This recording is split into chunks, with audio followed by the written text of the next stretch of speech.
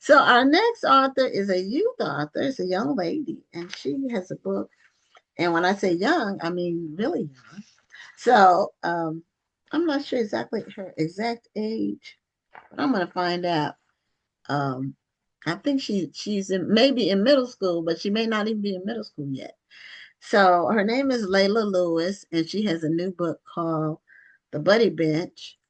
And she also has been she was international United Miss Texas Junior Preteen. And so, Layla, welcome to Black Authors Matter TV. And we just need you to unmute your mic so we can hear you.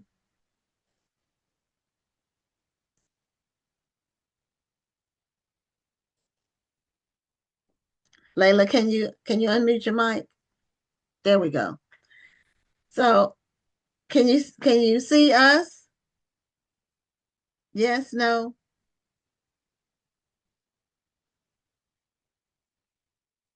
I don't know what you see on your end.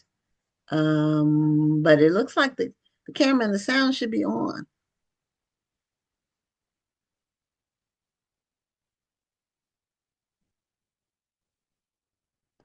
Layla, can you hear me? Yes, I Okay.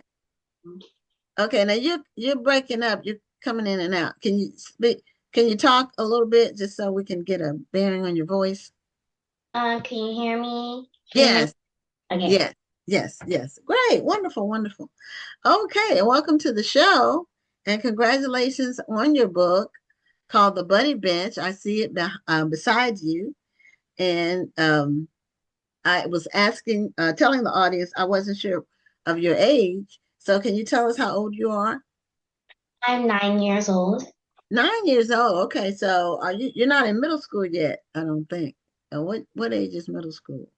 I'm in fourth grade. Fourth grade. Okay. All right. Now, what inspired you to write your book, The Buddy Bench? Well, I chose to write my book because I was thinking of something to promote my platform. And then I remembered when I was on the buddy bench when I was little and I was lonely, and I decided to write a book about it to show kids younger than me the importance of looking out for other kids and for caring about yourself. Okay, so it's about the importance of looking out for other kids who may not have friends. Yes. Okay. So do you found yourself feeling lonely at school, or um, were you at a new school, or what was going on? So I transformed from pre-K to elementary school. And when I went to elementary school and we went on the playground, the kids weren't as welcoming, even though they were new too. It was something different, and they weren't as open to playing with me for some reason. Hmm. That happens sometimes when we're kids. hmm So, well, how did you respond to it? Well, I kept on pushing and I kept on trying. And then in my book, it tells you that I kept on asking people and they kept on saying, no, we have too many people. And then I saw the buddy bench, and my brother told me that he once made a friend by sitting on the buddy bench when he was lonely. So I decided to sit on the buddy bench, but it didn't really do anything. So then one day I came home crying and I told my parents what happened, and they told me to play with the chalk by myself, and then maybe one kid would come along. So I did that, and then I also went to my school counselor and she told me some things that I could do to fix the problem. Okay.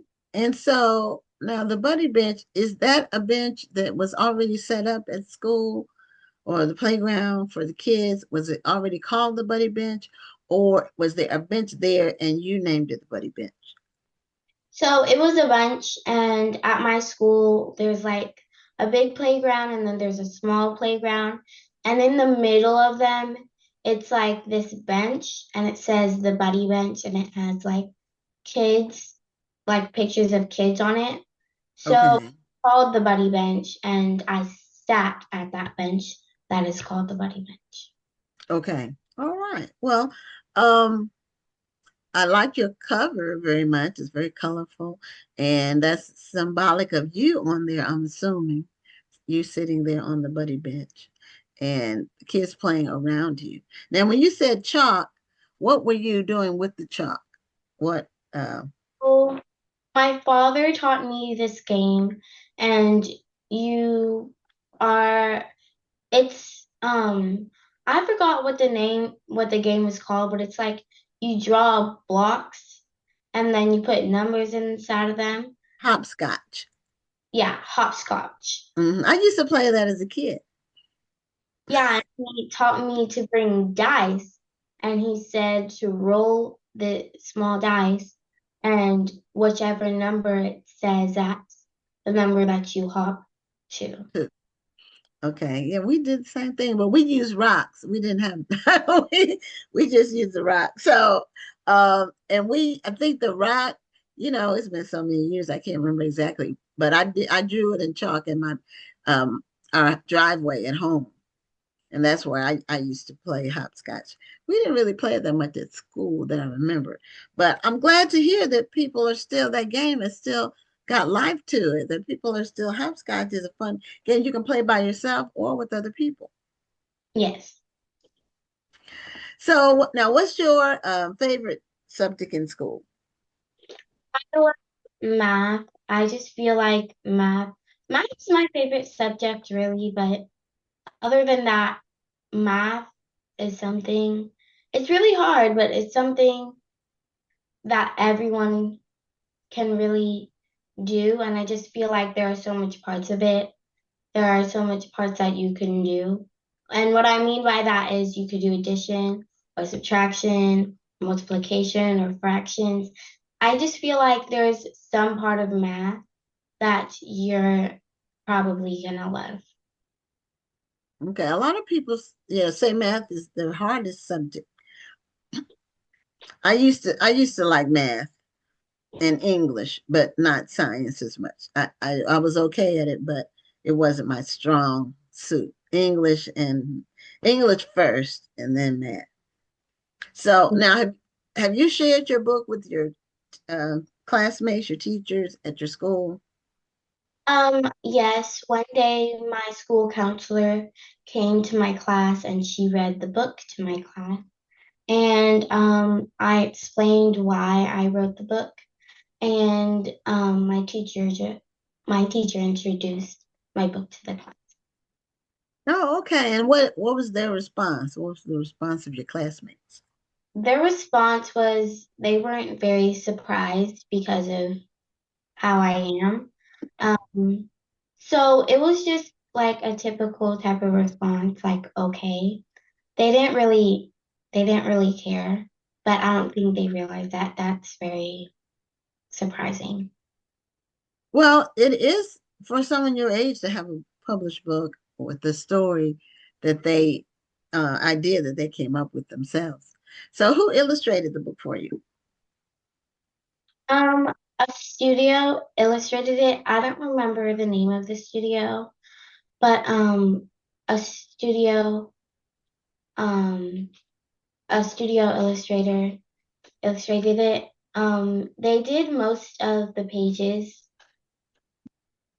So yeah.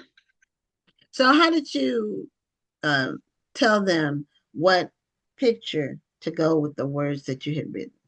How did you, how was that communication in terms of explaining to them, these are the words, this is the paragraph or whatever that I'm using, and this is the picture I want to go with it. So I explained in the page or whatever page it was. So if it was like a page where I'm sitting with the counselor and I'm talking to her what's going on, I would describe how the counselor looks. And when we started, we decided to make my character first so that it would just be more easier. So I described the counselor, and then I described what I wanted the counselor's room to look like. And I said that I wanted the counselor's room to have signs of encouraging notes and then a huge whiteboard that says all of the tips that she gave me to making friends. Okay, well, that's really great. Now, tell us about you're the International United Miss Teen, no, Miss Texas Junior Preteen for 2025 and 2026. So, congratulations on that. Thank you. Now, how did that process work? How did you um, how how were you able to enter it, and what happened? In I'm assuming you were competing with other teams, and how was that whole process? I've never been in a I won't say a beauty pageant, but I've never been in a like a pageant type setting or miss whatever. I never entered any of those. So that's brave, first of all. But um how did that process work? So, pageants are just like sports, really. What you do, this was a 1 day pageant, and there are different levels of pageants, and there's typically just two. One of them is state, and the other one's national. And Okay. state, you compete, and once you compete, you do your optionals and your the ones that you have to do. Um, So there's talent for your optionals, there's actress for your optionals, there's spokesmodel for your optionals. There's a bunch of stuff for the optionals. And the optionals, you have a different set of judges. So the judges are different. But for the ones that you have to do, which is the interview, the introduction, sometimes fun fashion, and usually um, the slow walk, for those, you have the same panel of judges for every single time that you do it. Okay. And then how do they is it by points, and then do they announce the third place and then the runner up and then the winner? How do they do that? So imagine that I went to, we did the introduction to like tell us who you really are. Then Okay. we did the intro, and then they asked you based on what you said inside of your introduction about your platform and like more questions about you. And for every one that you have to do, they give you points. Every judge gives you points. And then at the end, they tally up all the points. So it's like a vote, and they tally up all the points. And whoever has the most points at the end wins states. So I won states. Then we had like a little celebration. And now I'm practicing to go to nationals to compete worldly around all the people who won IUM in the States. Wow. So how many people were in the Texas one, the competition? How many did they start with? In Or state, not the exact number, but yeah. So did you compete locally first and then go to state? Is that what happened? no, states is the first level. So states Okay. locally, Okay. and mm, nationals is The it's next level. sometimes locally, but because I live inside of Texas, it's not local. Okay. So how many girls were competing? There are 15 people inside of state. Okay. And so you got the first prize out of the 15 girls that competed. Yeah, I won out of the 15. Okay. So do you get any monetary money prize, or is it just the recognition? So if you win any prizes, if you win any optionals, you do get money prizes. But for the pageant that I went to, I don't think I won any money for anything, but they did pay for my nationals. So they paid for my nationals, but other Okay. than any optionals, I didn't get any mother money other than that. Okay. I didn't know if they, even though you're young, I didn't, some entities will give scholarships even for, young people that they can use toward education later on. They do, but the pageant that I competed in didn't. Okay. All right. And so you're working on competing on the national level now. Yes. And when is the national when is that? Is it next year? Is it this year? The national level is in July. Yes, it's in July and it's for a week. So Oh, okay. one day and then nationals is for a whole entire week. And then if you win nationals, you have to stay for one more day. I think it's for like photos or it's for something. Mhm. So now you're very well spoken for your age. A lot of 9-year-olds wouldn't be able to sit and talk this extensively and with very accurate verbiage. Um, so congratulations on that.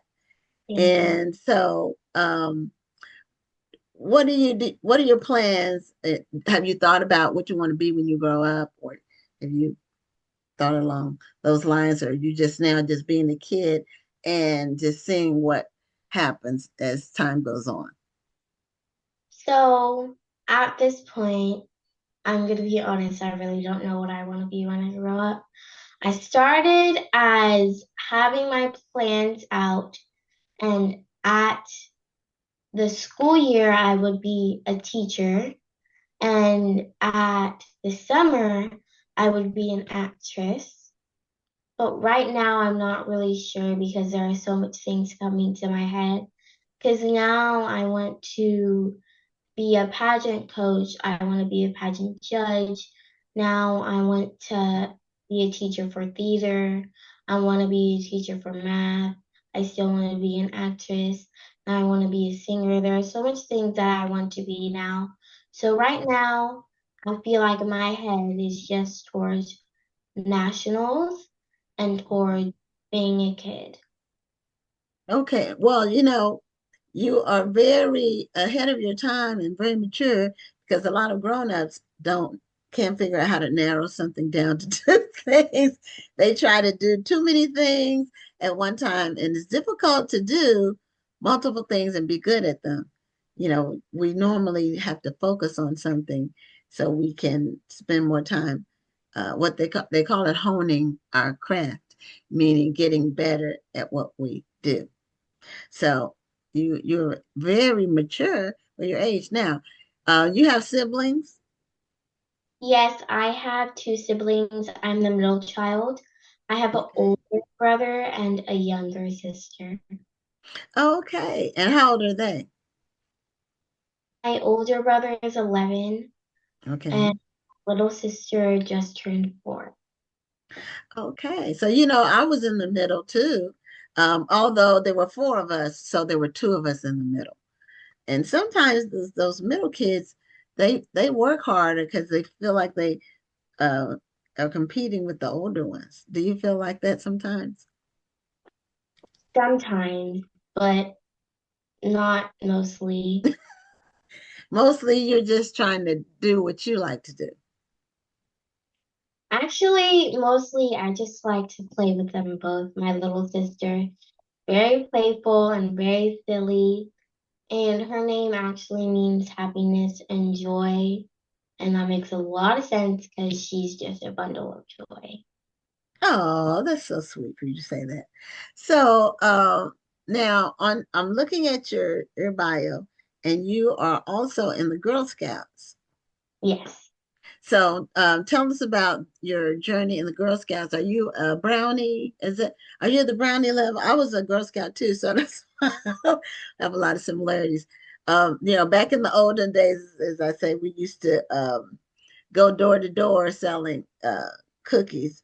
But I don't know if people, if it's not safe to go door to door these days. But we went in our neighborhood, we went door to door selling Girl Scout cookies. Yes, it is Girl Scout season. Actually, it's Girl Scout cookie season. Mhm. So we're working on getting those cookies sold. Actually, we do still go door to door, but it's not Okay. doing cookie booth at Right, stores. right. But I see. usually I would go with my brother because my brother's a Boy Scout, and sometimes I would go with my brother and we would go door to door. And if I have any extra cookies left, so if it's like at the end of cookie season and I have just extra cookies at home, I would go door to door because it doesn't take a lot of time and it'll probably get some cookies sold. Now, have you won any prizes for your cookie sales? Because those prizes are hard to come by. My daughter was in the Girl Scouts too, so um, and she had to sell so many cookies just to get a little teddy bear. I said I could just buy you a teddy bear. So, are you competitive with the Girl Scout cookie sales? So we do have an app for so that you can track how much cookies you've sold and you can see how much cookies someone else has sold and like compete with them and make it a little game. But I don't really do that. I like to keep my head inside of the game. And every year since I was a Daisy, I think they call it, since I was a Daisy, I've always been a CEO and top seller. So Oh wow! So they had so I don't think we had daisies. We just had brownies and the regular Girl Scouts. We didn't have daisies. So that must be newer, not new, but something new. So you've been a Girl Scout since you were how old? since I was, I think, 5 or Okay. So the yeah. daisies are the daisies toddlers? The You said days the daisies should be around kindergarten. okay, I was inside of Daisy. okay, okay. Um, and then the brownies are up to age, is it 11 or 12? 9, I think. Oh, Because 9. So you're a real Girl Scout at 10? no, at kindergarten, that's when you start. No, 10 years old. Junior is 10. So at 5 to maybe 6, you're a Daisy, I think. Okay, Actually, probably 7 to 8 for Brownie. Then it's okay, 10 for Junior, and so okay, on and so forth. okay. All right. They changed it a little bit, but the Girl Scout organization has been around a long time, and it's a good organization for kids to do organized things and meet other kids and go on trips and learn some skills. It's good for social skills too, um, socializing. So, what do you have? What's in Layla's plans for this year? Are you doing any more books? You said you're competing in the pageant, the nationals for the international. What is it? United pageant. So, what else do you have going on for the rest of this year, and that you'd like the audience to know about? So I have a competition at Destination Imagination. I have my bronze award. I'm getting a agent at Age Parks, and then it's just nationals and practicing for nationals. Oh, well, you are really an impressive young lady, and congratulations on your new book, The Buddy Bench. And keep on writing. Do you have another idea for another book, or are you just focusing on promoting this one right now? I think I may just write another book about respect for sure. Okay, that's a great topic for kids and for adults. Yes. Okay, well, congratulations to your parents because I know that they've invested a lot of vision and time and resources into raising you and your siblings. And, parents are God's best design for uh, making sure children get from 0 to 18. They're irreplaceable. And so, congratulations to you and your parents. Thank you. Okay, well, have a great night. Thank you so much for being so poised and doing the interview all by yourself. It's very impressive. And thank you for being a guest on Black Authors Matter TV. Yes, thank you for your time. You're welcome. And someone's watching. I think it's your uncle. He says, "My beautiful niece, so proud of you." His name is Gregory Hodge.